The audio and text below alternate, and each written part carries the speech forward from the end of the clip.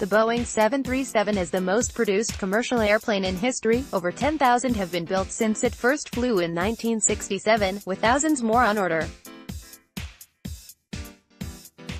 Even the UK's Royal Air Force is to put them into service as the P8a Poseidon. An airplane which flies that much will have accidents. The 737 has had over 200 that have led to the loss of the airplane, resulting in over 5,000 fatalities over its 51 years. But statistically, this nonetheless is a very safe airplane. In the newer, next-generation 737, you'd have to take about 1 million flights to reach a 25% chance of being present at a hull loss accident. Hull loss doesn't even mean fatalities, just that the airplane is beyond economic repair. By comparison, the British annual average for road traffic fatalities is 13 per million inhabitants. In Britain, which has some of the world's safest roads, your chance of dying as a car passenger per year are about 4 times greater than being in a serious accident if you fly in a Boeing 737 every month. Evolution. Unsurprisingly, the Boeing 737, which has been with us for nearly half the time powered flight has existed, has seen many upgrades. The first model, the 737-100, arrived in 1967, while the 737 MAX series entered service in 2016. So far, nearly 400 of the MAX aircraft have been delivered and over 5,000 ordered. One of the earliest models, a Boeing 737-200, when it was in service with Ryanair. Brian Grattan. Over its lifetime, the 737 has stretched from 29 meters to 44 meters long, fuel capacity has risen from 14.7 tons to 21.3 tons, and passenger seats have increased from 118 to 230. With these developments have come demands for greater safety, reduced noise, particulate and greenhouse gas emissions, and lower running costs. So, while all 737s are certified as a single airplane type, the changes have been massive. Most recently, the big push has been to reduce fuel consumption. For both economic and environmental reasons, this led to the latest 737 MAX 8 models, along with the competitor Airbus A320neo, being fitted with new, larger and more efficient CFM LEAP engines. These must be mounted higher and further forward than previously, creating a handling problem that wasn't unique to this airplane, but had to be addressed. One of the newer Boeing 737s, a 737-800 next-gen model, ironically showing off a much older heritage livery for Dutch airline KLM. Brian Grattan. Safety angle of attack is the angle between the wing chord, an imaginary line between the leading and trailing edges of the wing, and the airflow. To generate lift, this is typically around 2 degrees in cruising flight. But to create lift at low air speeds during takeoff, landing and some maneuvers, it must be much higher, often more than 10 degrees.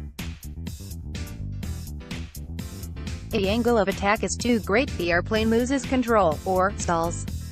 This has nothing to do with stalling an engine and will usually cause a sudden descent.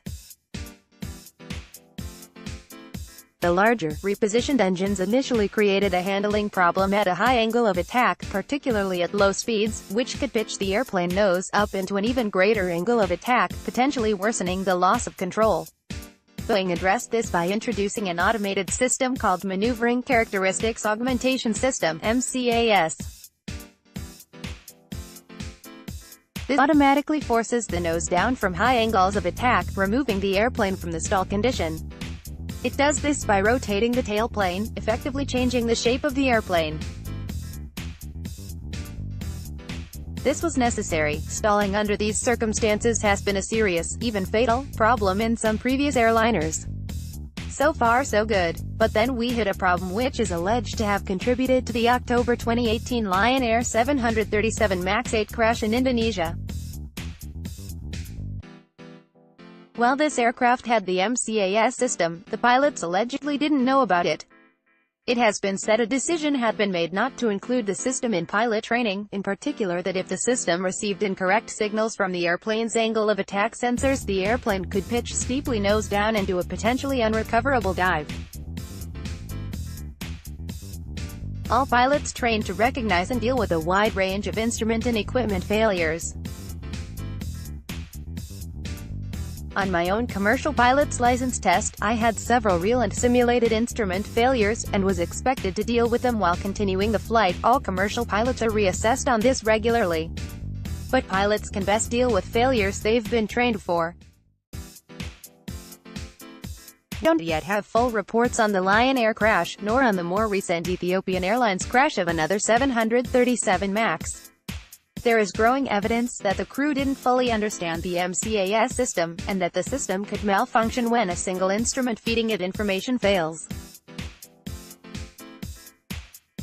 The airplane could allegedly put itself into a steep dive due to an instrument failure, and the pilots perhaps weren't fully trained to recognize and correct for that.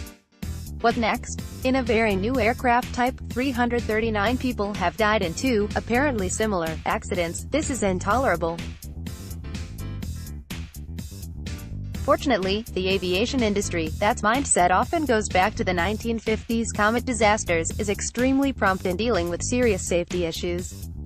Around the world, airplanes of this type were grounded within a few days, and will remain so until Boeing and its stakeholders find and certify solutions to both the aircraft control software and the pilot training issues.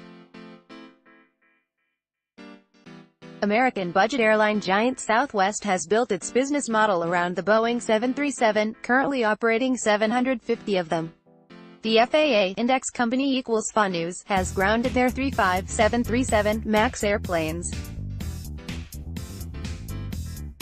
Guy Brian Gratton. These events show the aviation industry at both its best and worst. It's right that manufacturers and airlines should be seeking more efficient, safer aircraft. But making progress at an acceptable cost could potentially risk corners being cut. In the U.S., the Federal Aviation Administration, FAA, has been accused in the past of delegating too much oversight of their own work to Boeing, and those of us in this community are concerned that when governments seek to reduce budgets, aviation authorities may not be well enough resourced to adequately do their jobs. Additionally, any aviation company may necessarily suffer conflict between engineers and pilots, whose objective is to create the best and safest product, and business managers, who must ensure profitability. So what now? The 737 MAX will remain grounded while Boeing develops its software fix that eliminates this potential problem, and then works with the FAA and international authorities to certify it. There should also be new MCAS training that all 737 MAX pilots around the world will receive before they fly the airplane again. Indeed, this will hopefully also lead to a broader debate about the level of training provided to airline pilots. After these two tragedies, there will likely be a number of court cases. The families will rightly want closure. But we also need to ensure that similar disasters don't happen in the future, and this involves aviation professionals working to find new safety solutions. Focusing too much on legal outcomes could potentially prevent the best safety outcomes from being pursued. This article is republished from The Conversation by Guy Gratton, visiting Professor, Cranfield University under a Creative Commons license. Read the original article. TNW Conference 2019 is coming. Check out our glorious new location, an inspiring lineup of speakers and activities, and how to be a part of this annual Tech Bonanza by clicking here. World Accident Flight Aviation Federal Aviation Administration Safety.